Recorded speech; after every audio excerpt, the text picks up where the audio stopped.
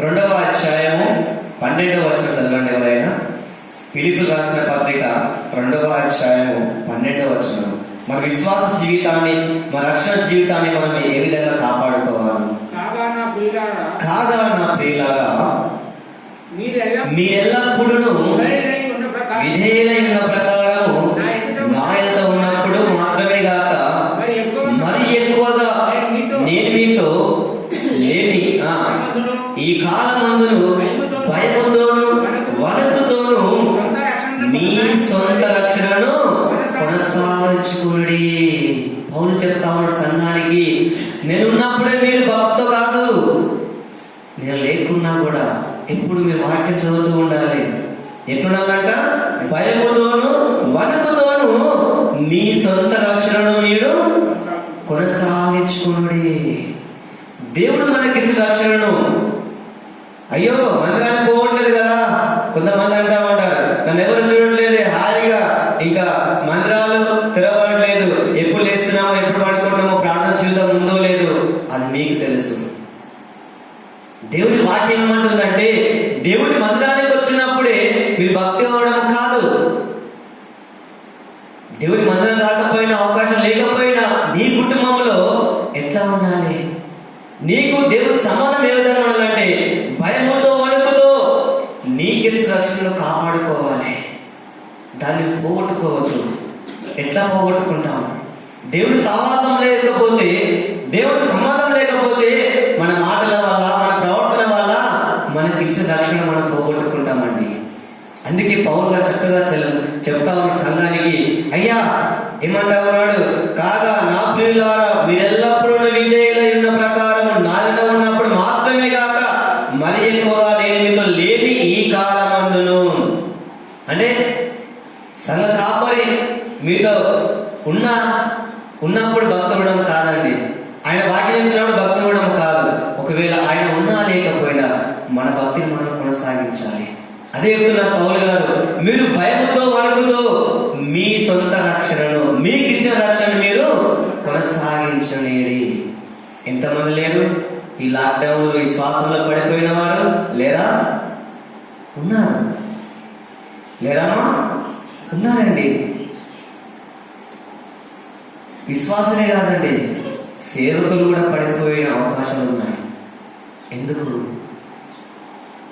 దానికి కారణం దేవునితో సహవాసం. కొన్నిసార్లు ఏం అవుతుందంటే, మనిషికి దేవునితో సంబంధం లేక, మనసుతో ఆ విశ్వాసం సంబంధం లేక, తను ఒక్కడే ఆ యొక్క ఇంటిలో కానీ ఎక్కడ ఉన్నప్పుడు తనకు ఎలాంటి ఆలోచనలు వస్తాయి? విశ్వాసం ఉండదు. విశ్వాసంలో వ్యక్తి ఉన్నాడండి, పడిపోతా ఉంటాడు. ఒంటరిగా ఉన్నవాని మైండ్ ఆలోచనలు సాతాను యొక్క కర్మాగారం బైబిల్ సెలవిస్తుందండి. వాడు తెచ్చి పెడతా ఉంటాడు. నువ్వు మంచిగానే ఉండొచ్చు, సహవాసం కోల్పోయిన వాడుకో దేవునితో రకరకాలైన తీసుకొస్తా ఉంటాడు. మనము మంచిది మన జీవితంలో రావడానికి కోసం ప్రయత్నం చేస్తాం. చెడుని మాత్రము అది నువ్వు ప్రయత్నం చేయకపోయినా నీ లోపలికి ఆటోమేటిక్గా వస్తుంది. అవునా కదా? చెడు మాత్రము నీ లోపలికి ఆటోమేటిక్గా అదే నీ లోపలికి వస్తుంది. అందుకే దేవుడి వాక్యం ఏమని తెలుస్తుందంటే, ఈ కాలమందును భయముతోను వణుకుతోను మీ సొంత రక్షణను మీరు కొనసాగనీయండి. ఎందుకు కొనసాగనీయాలి? దినములు చెడ్డవి గనక. దినములు చెడ్డవి గనక దేవుడు మనకిచ్చిన రక్షణను మనము కొనసాగించుకోవాలి. ఎప్పుడైతే నువ్వు దేవుని యొక్క భయభక్తితో కలిగి ఆయన వాక్యం చదువుతూ ప్రార్థన చేస్తూ ఎప్పుడు దేవునికి సంబంధం ఉన్నప్పుడు నీవు పడిపోవండి. ఎందుకు? దేవుని కాపుదల నీకు ఉంటుంది. ఈరోజు చాలా మంది కూడా లాక్డౌన్లో రకరకాలుగా వాళ్ళ జీవితం, ఎందుకంటే సావాసం లేదు. పాపం వెళ్దామన్నా పరిస్థితులు బాగోలేదు. ఎవరితో పోనీ పక్కింట్లో మాట్లాడదామన్నా అప్పుడు కనీసం డోర్లు కూడా తెలిసిలేవండి. ఎవరు వీళ్ళు వాళ్ళు ఆ లోపల గడపెట్టుకోవడం ఉండడం, అలాంటి రోజులు వచ్చేసినాయండి. దేవుని వాక్యం కరువైపోయింది. మందిరానికి చాలా మంది రావడం అంటే చాలా ఇప్పుడు ఫోన్లు యూట్యూబ్ లో వస్తా ఉన్నాయి. ఎవరు అంత శ్రద్ధ పెట్టి వాక్యం వింటున్నారండి కదా? ఒక్కటి కొట్టమంటే 10 మంది మెసేజ్లు వస్తాయి, ఎవరు చూడాలో కూడా తెలియదు. అట్లా కొంతమంది ఉంటారు. ఎవరు ఏమైనా కూడా భక్తి అనేటువంటిది వ్యక్తిగతం. భక్తి అనేటువంటిది వ్యక్తిగతం. నీకు మందిరానికి వెళ్ళాలంత సమయం ఉన్నా లేకపోయినా నీ భక్తిని నీవు కాపాడుకోవాలి, నీ భక్తి నీవు కొనసాగించుకోవాలి. భయముతో వణుకుతో నీవు కొనసాగించుకోవాలి. ఎందుకు? దేవుడిని చూస్తున్నాడనే ఒక స్పృహ కలిగి ప్రవర్తించాలి. దేవుడిని చూస్తున్నాడు, ఒక రోజు ఆయనను లెక్క అప్పచెప్పాలి. నేను ఒక రోజు ఆయన లెక్క అప్పచెప్పాలనే భయంతో నీవు నీ యొక్క భక్తిని, నీకు ఇచ్చిన రక్షణ నీవు కొనసాగించాలి. అందుకే దేవుని వాక్యం ఏమంటుంది? దినములు చెడ్డవి కనుక మీరు సమయమును పోనీయక సద్వినియోగం చేర్చుకొనొచ్చు, అజ్ఞానుల వలె కాక జ్ఞానుల వలె మీరు నడుచుకోవాలి. ఇప్పుడే అసలైన ట్విస్ట్. నీ భక్తి జీవితం తెలిసిపోతుంది. అన్యుల మధ్య నీవు ఎట్లా జీవిస్తావు? మందిరానికి పోయే అవకాశాలు లేవు. నీవెట్లా జీవిస్తున్నావు నేను గమనిస్తా ఉంటారండి లోకంలో ఉన్నవారు. ఆమె మందిరంకు వెళ్ళేటప్పుడు, పోయేటప్పుడు చాలా చక్కగా ఉండేది. ఎప్పుడైతే మందిరములు మూతపడ్డాయో ఆమె జీవితం మీద నేను చదువుతా ఉంటాను. అందుకే అజ్ఞాన వల్ల కాక జ్ఞానం వల్ల మనము విశ్వాసమైన నడుచుకోవాలి. ప్రతిదీ గమనిస్తా ఉంటారు. నువ్వు ఎట్లా మాట్లాడుతున్నావు, నువ్వు ఎట్లా ప్రవర్తన చేస్తున్నావు. క్రైస్తవుని జీవితము తెరిచిపెట్టిన పుస్తకం లాంటిదండి. లోకంలో ఉన్నప్పుడు ఎవరు పట్టించుకోరు. లోకంలో ఉన్నప్పుడు నేనెవరు కూడా అడగరు అసలు. ఎప్పుడైతే నువ్వు దేవుడు నమ్మకుండా చూసావా అప్పుడు లెక్క కడతారండి. అడుగు కూడా లెక్క కడతారండి. అడుగు కూడా లెక్క కట్టే వాళ్ళు కూడా ఉంటారు. ఎక్కడ కూడా మనము వాళ్ళకు జాగా అనడానికి జాగా ఇవ్వద్దు. ఎవరి చేత మనము తృణీకరించబడకుండా మన ప్రవర్తన మనం జాగ్రత్తగా చూసుకోవాలండి. అందుకే దేవుని వాక్యం ఏమంటే దినములు చెడ్డవి గనక మీరు సమయమును పోనీయక సద్వినియోగము చేసుకొనొచ్చు, అజ్ఞానుల వలె కాక జ్ఞానుల వలె నడుచుకోవాలి. ఎలా నడుచుకోవాలి? ఎలా మనము నడుచుకోవాలి? చూడండి ఎలా నడుచుకోవాలంటే మనము అయితే కొంతమంది దేవునికి దూరమై ఈ లోకంలో ఈ లాక్డౌన్ చాలా మంది దేవునికి దూరమైపోయి మరణకర స్థితిలోకి వాళ్ళు వెళ్ళిపోతా ఉన్నారు, పాపములో పడిపోయి. కానీ విశ్వాసులు అనబడిన వారి దేవుని యొక్క ఆ వెలుగును వారి వారి వారి పైన ప్రవేశించినట్టుగా మనము చేయాలి. అంటే ఆ విధంగా మనం ఉండాలి. అంటే విశ్వాసులు ఇతరులకు ఒక మాదిరికరంగా మనము నడుచుకోవాలి. నిన్ను బట్టి నువ్వు ప్రధానాన్ని బట్టి ఒకవేళ వాళ్ళు పడిపోతున్నా నిన్ను చూసి వాళ్ళు నేర్చుకోవాలండి. అలా మనం నడుచుకోవాలి. నీ ప్రభావము, నీ నడుచుకున్న తీరు కానీ, నీ మాట కానీ, నీ ప్రవర్తన కానీ అది మొత్తము వాళ్ళ పైన పడాలి. ఎవరిపైన? ఎవరైతే దేవుని ఎదురు తప్పిపోతున్నారో, లోకంలో కలిసిపోతున్నారో వాళ్ళ పైన పడ్డప్పుడు అంటే ఏంటిది? ప్రభావము, నువ్వు నడుచుకునే విధానము వాళ్ళ పైన పడుతుంది. ఒక గురువు, మంచి గురువు ఉన్నాడు అనుకోండి, ఆ విద్యార్థి ప్రయోజకుడుగా అవుతాడు. ఆ గురువే సత్తుగా చదువు చెప్పకపోతే విద్యార్థి ప్రయోజకుడు అవుతాడా? కాలేడు. ఒక విశ్వాసి, దేవుడు నమ్ముకున్న విశ్వాసి దేవునిలో ఎదుగుతున్నప్పుడు తన ప్రవర్తన ఇతరుల పట్ల అది పడుతుంది. వాళ్ళకు తెలుసు, అదే నా జీవితం ఎట్లా ఉంది, వాళ్ళ జీవితం ఎట్లా ఉంది, వాళ్ళు కంపేర్ చేసుకుంటారు. అది మనం మర్చిపోవడం. ఈ రోజున క్రైస్తవుడు సచ్చేవాడు కాదండి. ఎవరైతే ఆత్మీస్తులో చనిపోతున్నారో వారిని బ్రతికించడం కోసము దేవుడు మనల్ని జీవింపచేస్తా ఉన్నాడు ఆత్మీస్తులో. అందుకే క్రైస్తవుడు అంటే సచ్చేవాడు కాదు, బ్రతికించేవాడు అని నడుచుకోవాలి. ఎట్లా నడుచుకోవాలి? క్రైస్తవుడు అంటే ఆత్మీస్తులు సచ్చేవాడు కాదు కానీ బ్రతికించేవాడు. మనం బ్రతికించే వాళ్ళమండి. బ్రతికించేవాడు దేంట్లో? ఆత్మీయ జీవితంలో. పడిపోతున్నప్పుడు నీ పక్క వారి పడిపోతున్న వారిని నీవు లేపనట్టుగా నీవు ఉండాలి. కానీ ఒక గొర్రె పడిపోయిందని చెప్పేసి నీవు కూడా ఆ స్థితిలోకి వెళ్ళకపోవద్దు. అందుకని ఏమంటాడు ఇక్కడ దేవుని వాక్యము, మీరు అజ్ఞానుల వలె కాక జ్ఞానుల వలె మీరు నడుచుకోనండి. జ్ఞానంతో మనము నడుచుకోవాలి. అదే మరి ఎప్పుడు ఎవరితో మనం ఎలా మాట్లాడుతూ ఉన్నాం, ఎలా మనం ప్రవర్తిస్తూ ఉన్నాం, మందిరంకి రావడానికి సమయం ఉన్నా లేకపోయినా, ఏదున్నా ఏ పరిస్థితులు ఉన్నా కానీ మనము ఇతరులతో ఎలా సంభాషణ చేస్తూ ఉన్నాం. కొంతమంది మందిరానికి వస్తేనే ఆ సంభాషణ ఉంటుంది, ఆ ప్రేమలు ఉంటాయి. ఇంకా మందిరానికి రాకపోతే ఆ ప్రేమలు ఉండవు. చాలా మంది మనం చూస్తూ ఉంటే మందిరానికి వచ్చినప్పుడు ఎంతో ప్రేమగా మాట్లాడుకుంటారండి. మళ్ళీ ఎవరింటికి వాళ్ళు వెంటబడి కలిసినప్పుడు అస్సలు మాట్లాడుకోరు. ప్రేమ ఏడా ఉంది? సహోదరి ప్రేమ ఏడుంది ఇంకా కదా. మందిరానికి వస్తున్నప్పుడే కాదండి, రాకపోయినా ఒకరి కష్టాల్లో ఒకరు పాలు పంచుకోవాలి.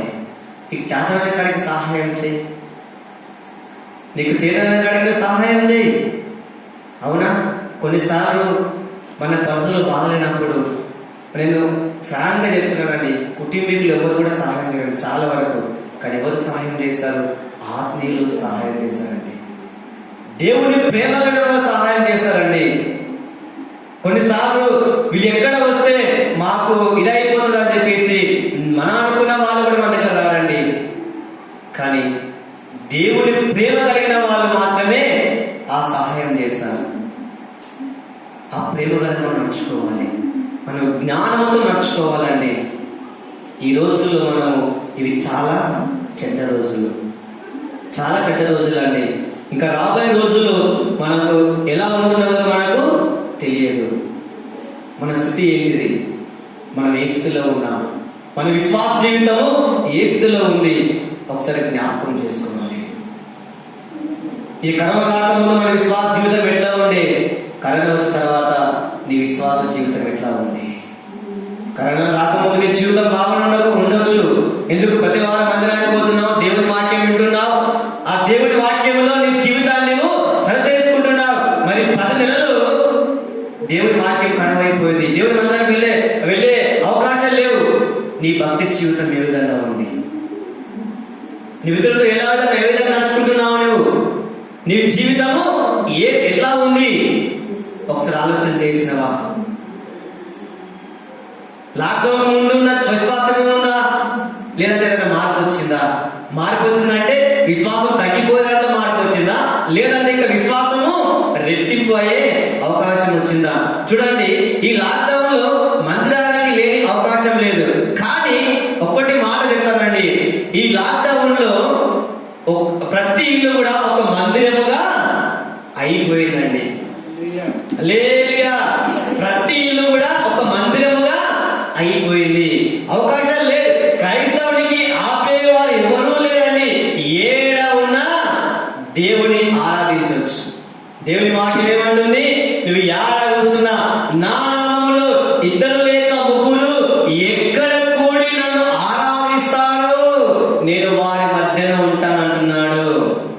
నీకు మందిరానికి రావడానికి అవకాశం ఉన్నా లేకపోయినా, నువ్వు ఏడ ఉన్నా చేతి కాడిపోయి 2 3 కూర్చొని ప్రార్థన చేసుకున్నా కూడా దేవుడు మీ మధ్యలో ఉంటాడు. దేవుడు మీ మధ్యలో ఉంటాడు. ప్రతి ఇల్లు కూడా ఈ లాక్డౌన్ లో ఒక మందిరంగా అయిపోయిందండి. చాలా సంతోషం. కొంతమంది అయితే ఎప్పుడు కూడా ఇళ్లలో ప్రార్థన కూడా పెట్టుకోరు. కానీ ఇది భలే అయిందండి. ఎవరింట్లో వాళ్ళు ప్రార్థన చేసుకోవడం, ఎవరింట్లో వాళ్ళు దేవుని ఘనపరచడం. క్రైస్తవుని ఆపే దమ్ము గాని సాహసాలు ఎవరు చేసినా అవి ఫలించవండి. ఎక్కడ పోయినా ఏడ ఉన్నా క్రైస్తవుని జీవితము ఎట్లా ఉండాలి? ఆకాశంలో వెలుగుతున్న జ్యోతుల వలె ఉండాలండి. మన విశ్వాసం ఆ విధంగా ఉండాలి. ఇతరులను మనం చూసి ఇన్స్పిరేషన్ అవ్వాలి. అరే వాళ్ళ జీవితం ఎట్లా ఉంది, అరే వాళ్ళకు ఉన్నా లేకపోయినా వాళ్ళు ఉన్న దాంట్లో సంతృప్తిగా ఉంటారండి, చాలా సంతోషంగా ఉంటారు. మాకు ఇన్ని ఉన్నాయి కానీ మాలో ఎందుకు ఆ ప్రేమలు లేవు? మాలో ఎందుకు ఒకరిని ప్రేమించలేని గుణము లేదు అని మనం అనుకోవాలి. దానికి ఏం కారణం అండి? ఆ ప్రేమ ఎట్లా వచ్చింది? దేవుడి నుంచి వచ్చింది. దేవుడి నుంచి వచ్చింది. ఈరోజు ఈ లాక్డౌన్లో కూడా చాలా మంది, చాలా సేవకులకు కానీ లేని వారు కానీ చాలా హెల్ప్ చేశారండి. చాలా మంది పాస్టర్స్ కూడా హెల్ప్ చేశారు. పెద్ద పెద్ద సంఘాలు కలిగిన వాళ్ళు కూడా హెల్ప్ చేశారు. ఎందుకు? ఎక్కడి నుంచి వచ్చింది ఆ ప్రేమ? దేవుడి నుంచి వచ్చింది. దేవుడి నుంచి అది వచ్చింది. మనం ఆ విధంగా నడుచుకోవాలి. ఇతరులకు ఒక మాదిరికరమైన జీవితం మనము చూపించాలి. నీకు ఎట్టి పరిస్థితుల్లో ఉన్నా కూడా, ఎన్ని ఆ పరిస్థితులు ఉన్నా కూడా దేవుడు నడుచుకోవాలి. మనం ఇతరులకు ఒక మాదిరికరంగా మనము అజ్ఞానంతో కాక జ్ఞానుల వల్ల మనం నడుచుకోవాలి. అందుకే దేవుని వాక్యం ఏమంటుంది? మీరు పాము వలె వివేకము కలిగి పావురం వలె నిష్కపటమైన మనసు కలిగి మీరు నడుచుకోండి. మనం ఆ విధంగా నడుచుకోవాలి. 17వ వచనం ఏమనుంది? ఇందు నిమిత్తము మీరు అవివేకులు కాక ప్రభు యొక్క చిత్తం ఏమిటో గ్రహించుకోండి. ఆయన మన పట్ల ఆయన చిత్తం ఏమిటి?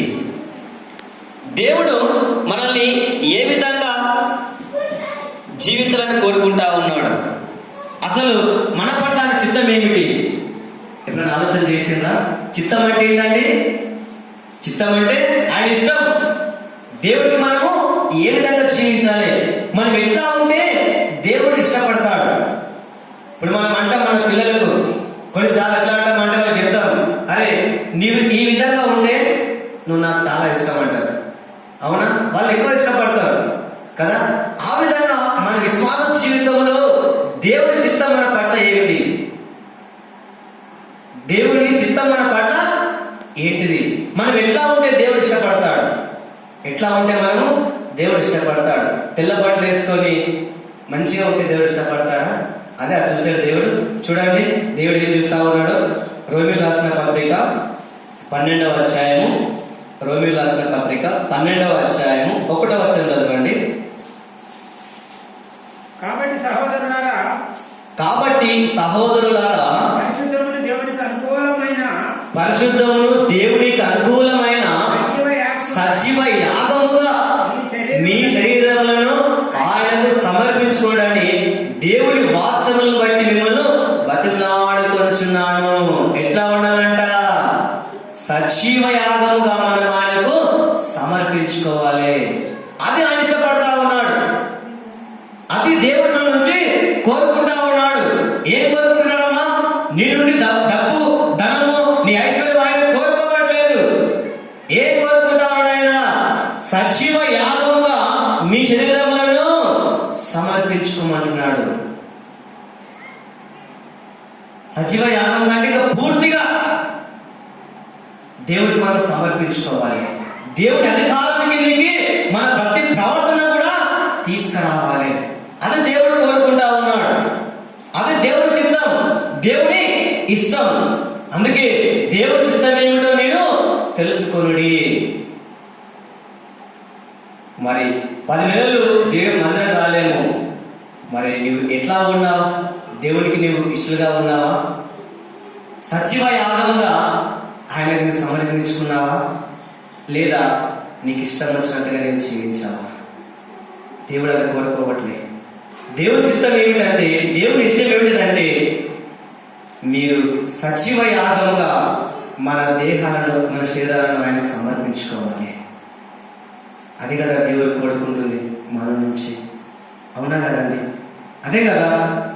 అందుకని మనం జ్ఞానముతో నడుచుకోవాలి.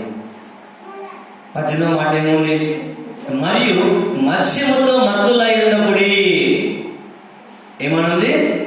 మత్స్యముతో మత్తులై ఉండకుడి. ఈ లాక్డౌన్ లో అన్ని బంద్ ఉన్నాయండి. అన్ని బంద్ ఉన్నాయి. లాక్డౌన్ ఒక 3-4 తర్వాత మద్యం షాపులు ఓపెన్ చేశారు. తెలుసా? మద్యం షాపులు ఓపెన్ చేసినప్పుడు ఏం జరిగింది? జనాలు గుంపులుగా కూడుకున్నారు. దేనికోసమమ్మా? మంచిదాని కోసమా? మత్స్యం కోసం కూడుకున్నారు. దేవుని వాక్యం ఏమంటుంది? మత్స్యముతో మత్తులై ఉండకుడి. ఉంటే ఏమైతుందంట? దానిలో దుర్వ్యాపారం గలదు. మద్యముతో మత్తులై ఉన్నవాడు ఏం చేస్తాడు? మంచి పనులు చేస్తాడా?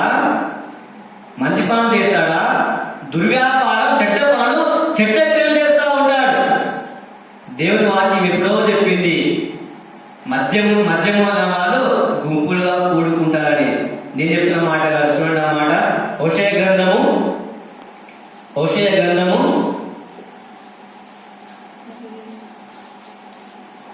7వ అధ్యాయము 14వ వచనం చదవండి. హోషేయ గ్రంథము 7వ అధ్యాయము 14వ వచనం చదవండి ఎవరైనా. హోషేయ గ్రంథము 7వ అధ్యాయము 14వ వచనం.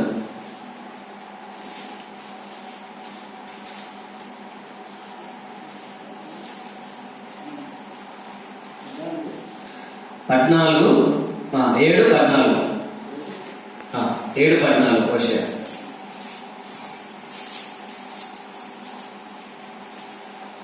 చదవండి. హృదయపూర్వకముగా నన్ను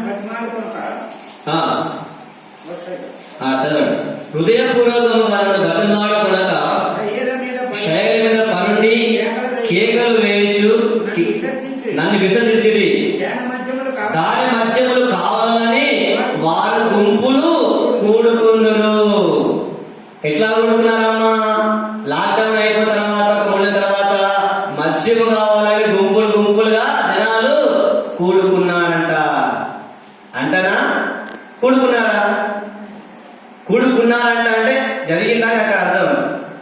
కూడారు చూశాము కదా, అవునా కదా? ఏమనుంది? అందుకే మత్స్యముతో మీరు మత్తులై ఉండొద్దు. మత్స్యముతో నిండిన వ్యక్తి ఎట్లా ఉంటాడు? తన కుటుంబం ఎట్లా ఉంటుంది? ఆయన ఎట్లా ఉంటాడు? ఆయన ప్రవర్తన ఎలా ఉంటుంది? దేవునితో సహవాసం లేకపోతే చాలా మంది కూడా, పురుషులు కావచ్చు, స్త్రీలు కావచ్చు అండి, అప్పుడప్పుడు మందిరానికి వస్తూ దేవుని మాటలు వింటూ భక్తి జీవితం నడుపుతున్న వారు కూడా ఆ విశ్వాసంలో తొలగిపోయి దానికి దురాలవాట్లకు గురైన వాళ్ళు కూడా లేకపోలేరండి. దానికి కారణం దేవునికి వాళ్ళు సజీవ యాగంగా వారి దేహాలను, వారి శరీరాల ప్రాణాత్మ దేహాలను దేవునికి సమర్పించకపోవడమే. ఒకవేళ దేవునితో సంబంధం ఉంటే నీ కళ్ళ ముందు ఎన్ని ఉన్నా నువ్వు వెళ్ళవు. ఇక్కడ ఏమనుంది? మత్స్యముతో మీరు మత్తులై ఉండొద్దు, దానిలో దుర్వ్యాపారం కలదు.